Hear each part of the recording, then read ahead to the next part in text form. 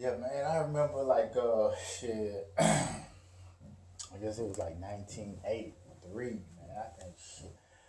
I think this crack cocaine hit the streets of Houston, right around 1983, man. That was like, you know what I'm saying, like 34 years ago. And I mean, so much changed in 34 years in the hood and black communities and kind of like everywhere. I mean, it initially probably jumped off at different times, different places. Maybe, it may have been a little earlier in California, you know what I'm saying, and maybe, up north in New York because those are, where the hub where all the people were. But, and as far as Houston, H-Town, Third Coast, it jumped off. It was like 83, you know what I'm saying? It was, I mean, some of the same hustlers, I guess you could call them pioneers. I mean, basically, I mean, it's a part of our culture. I mean, you could say, man, you can't be glorifying it or whatever, but it's stitched into the fabric of African American culture in the United States. I mean, and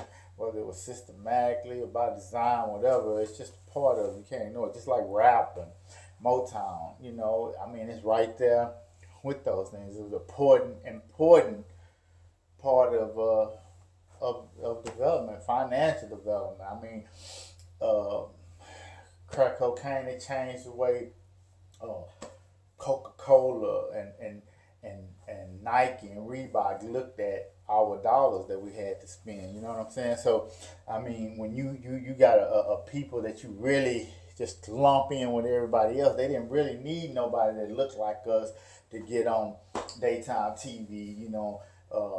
In commercials for Young and the Restless Days of Our Lives back in the 60s and 70s. Why? They didn't need it. You know what I'm saying? Our dollars wasn't important. And plus, I guess that our community was so infatuated with being, part of the status quo that we were all we had to do is see what they was doing and we was gonna go out there and purchase. So they didn't need no direct marketing to us because we was gonna ride whatever they was doing because it's all we knew. I mean, not to say nothing bad, it's just history and it's just us. So when we started getting our own economy, which was sparked by two events, and that's hip hop and crack cocaine. I wouldn't care if your mom and your dad is 70 years old and they said we was alright before that. I don't think so. Some people had money. It was rich exceptions to the case, but the community as a whole evolved when you had these two things, hip hop and the crack cocaine trade in the black communities. It changed our finances. It gave us our own money.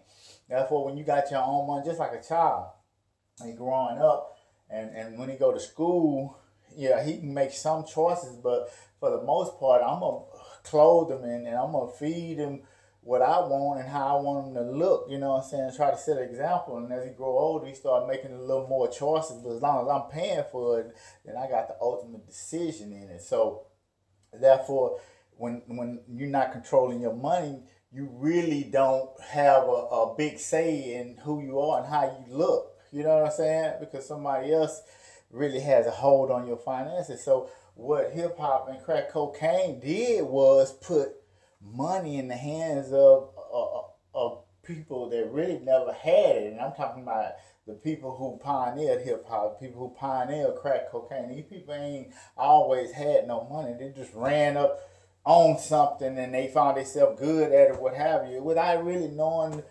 Hip hop is a beautiful thing. I mean, it evolved over years. With crack cocaine, you talking about young boys, 12, 13 years old, getting this resource and talking about in 83 when it was cool to lay some more, you know what I'm saying? People didn't know what type of damage that it was going to do, how it was going to rip our communities apart and our families, you know what I'm saying? And they didn't understand the life and death toll of the drug and how long it would grip our community, in this war zone, and that's exactly what it was in some of the cities in America. It was a war zone because the drug was so potent, so powerful. But that power and that potency brought the finances that I'm speaking of today.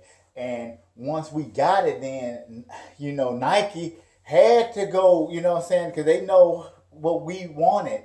You know what I'm saying? We started, creating our own products, in hip hop. You know what I'm saying? The rappers, they was making these costumes and stuff like that, and then on the street kids that wasn't involved in hip hop, where they looking up to it or trying to be rappers or whatever, they was emulating what these guys was doing. So now the commerce, the people that own the companies and all that, they were like, we need to be doing that too. We need to get in on that. You know what I'm saying? So they start making products for us.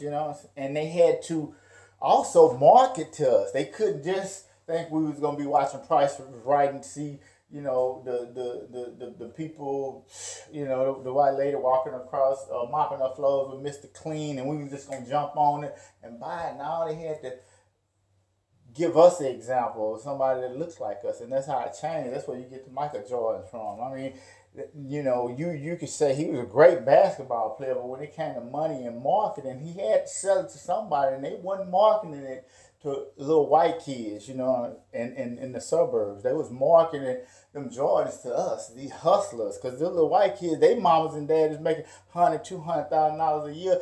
They wasn't buying them $100 tennis shoes 2 and 3 times a year. It was the hustlers on the street, that hip hop, that type of money in 1983, 84 that could afford Jordans. I mean, don't be fooled. There was some hard working people, going to cop Jordans here and there, but for the most part, that market, that balloon, that burst of Air Jordans and the Reebok jackets and the Clark, all that stuff, Puffy, Russell Simmons, they lines thrived off that, because if we didn't have no money at that time, nobody would have bought it. So the people that was going to Yale, they wasn't wearing Fat Farm, they wasn't wearing FUBU. It was the people that was hustling in the streets, and they was making it for us. And that's what we like. So it was a major influence, man. And then the thing that I'm talking about, you had these young kids that was, stepping off their front porch, and this resource was being offered to them. You had single parents struggling. These kids needed school clothes, and not out of necessity, but wanted to contribute. And, by the time I turned 12, 13 years old, this is 1983, 84, and I'm seeing it. I'm seeing LL Cool J, Run DMC, I'm seeing a few players on the streets, around me, and then boom, this resource coming up with these cats that's going to school. We got these little networks going around. I'm just watching these boys, and they get money. So I'm prime for this. 1983, 84, I'm a prime candidate. You got a little book smarts, and not much streets. I'm young, 12 years old. It's time to start learning. And, at 9 years old, my mama had a boyfriend. He worked at Cisco Foods, right? He one day he came home. He had a box of Snickers. Like this, it was a case of Snickers. Open it up, and there's individual boxes inside the case, probably about maybe 12 18 individual boxes. And each box probably was like 30, 40 Snickers in each one of the individual cartons inside the boxes, right? So he bring the box home. So I'm like, man, what's that? What I'm saying? What's that? He said, oh man, these Snickers. When we at work and the box actually get bust open, on accident or whatever, we gotta throw it out in the dumpster. We can't deliver it, right? He said, so I bought these home, man. You gonna be eating Snickers for days. I looked at my mama. My mama, she was out there working, Texas Instrument, compact computer. We trying to, we living in Hunter and Forest over there on Gulf Bank. We trying to pay these bills. This nigga talking about, he bought me damn near 1,000 Snickers to eat. He said, I was gonna eat. I looked at my mama. I said, you're crazy. You need to get rid of this nigga right now. When he said that, that's what my mama should have got rid of. I said, I'm finna this now mind you, I'm 9, so this is like 1980. I was saying, man, these Snickers, you're 25 cents. I'll be sad if I eat every one of them. I ain't cussing mama right there, all that. But that's what I was thinking, and she know what I was thinking because that's been in my blood. hustler. We gonna eat. I'm gonna help mom. You know what I'm saying? Get on. I need some tennis shoes. Go out there and cuss some y'all.